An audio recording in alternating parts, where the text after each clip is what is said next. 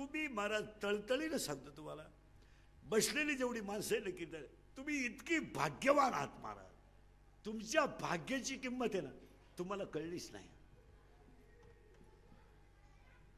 नाही, तुम्हाला योग्य दिशा देणारा सद्गुरू भेटला आणि तुमच्या जीवनाची सफलता केली, याच्यासारखं दुसरं भाग्य. एक वाक्य सांगा, तुम्ही भाग्यवान हेच तुम्हाला कळलं नाही. तुम्ही कसे आहेत सगळे भाग्यवान महाराज. नाही, साधक होणं आणि साधकाला अनुग्रह देणारा मानावड्या योग्य सापडणं ही भाग्याची संपत्ती आहे.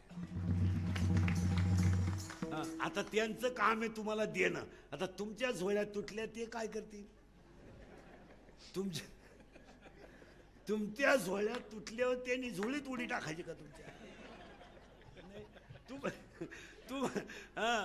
तुम्हाला महाराज घेणाराची झोळी सुद्धा भक्कम पाहिजे. खरं सांगू तुम्हाला, देणारा देतच राहणार आहे, घेणारा दुबळा नसावा.